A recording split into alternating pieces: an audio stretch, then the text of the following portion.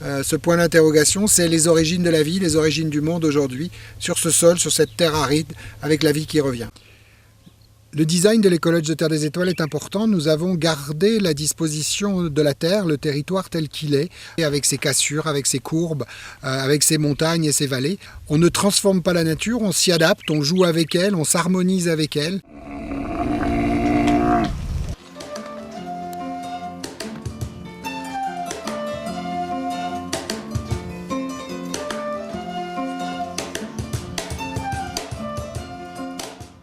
Les animaux de la ferme dans l'écologe de Terre des Étoiles jouent un rôle important. Les poules, par exemple, ne sont pas forcément pour la viande, mais elles vont nous fournir les œufs. Et puis les poules vont aller picorer un peu partout dans le verger. Et en même temps, elles vont, par leur déjection, apporter du fumier naturel.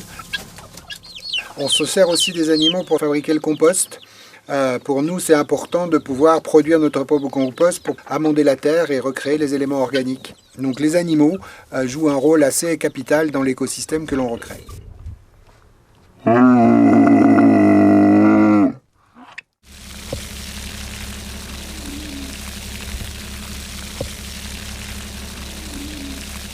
Alors, le jardin de Terre des Étoiles, c'est l'idée de faire pousser un vrai jardin légumier, ici en pleine terre aride et complètement sèche.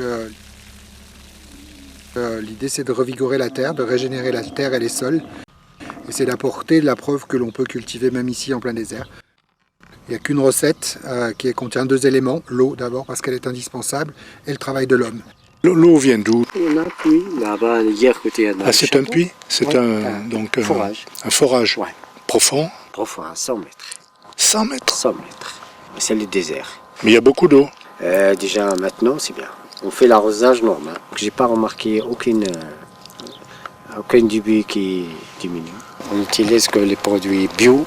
Lorsque j'ai une maladie ou les acariens ou quelque chose, je prends les herbes aromatiques, je les mets 24 heures dans l'eau et après tu arroses et c'est bien. Et très bon là, c'est oignon, le romarin, l'œil d'Inde.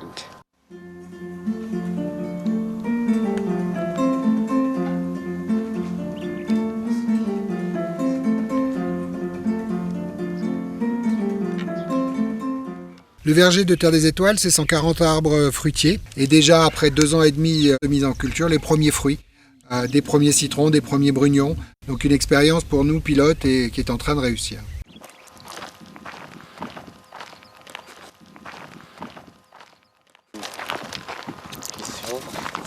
C'est le grenadier, belle fleur. Donc, cette année, on aura le fruit du grenadier.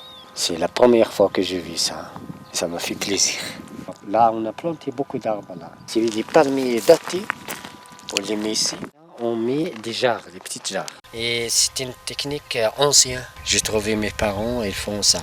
C'est plus que 5 jours et l'eau, il reste encore. Donc ça filtre doucement. Donc tu peux laisser comme ça 15 jours et après tu jettes l'eau et tu laisses. Nous sommes tout en bas de l'écologe de Terre des Étoiles, dont la rivière. Une rivière où il n'y a de l'eau que quand il pleut. Et à chaque orage, cette rivière se remplit. Et nous avons créé derrière moi un barrage. Il y a maintenant 2 mois, nous avons fait les premiers essais, les premiers tests de rétention d'eau. Pour nous, c'est positif. Nous avons réussi à avoir de l'eau quelques jours. Et surtout de charrier du limon, de charrier de la matière organique et de la récupérer. Donc nous aurons ici une réserve d'eau naturelle, ou en tout cas d'humidité, un peu plus longtemps que sur le reste du domaine.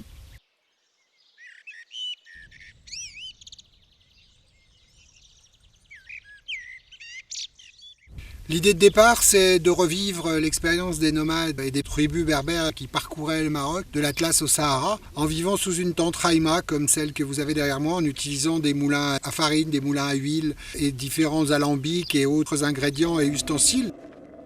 C'était leur habitat traditionnel, et notre idée de départ, c'est de revivre ces conditions-là, avec un petit peu plus de confort, vous l'aurez remarqué, mais de refaire vivre cette ambiance, l'ambiance des nomades, de vivre dans un cadre où il n'y a plus de pollution urbaine, il n'y a plus de pollution lumineuse de la ville, simplement le calme, le silence et la nuit noire. Voilà, Mohamed est en train de préparer les tagines, on est en train de mettre le charbon de bois dans les canounes. Les canounes, c'est ce qui supporte le tagine. Le tagine, c'est le contenant, c'est le plat. On cuit ici au feu de bois, cuisine traditionnelle avec à l'intérieur la viande ou les légumes qui sont préparés derrière nous en cuisine. Et à partir de là, ça va mijoter sur les canons. Voilà, tagine les légumes. Ça c'est tagine de bœuf. Le tagine va mijoter jusqu'à 8 h ce soir, le temps du dîner.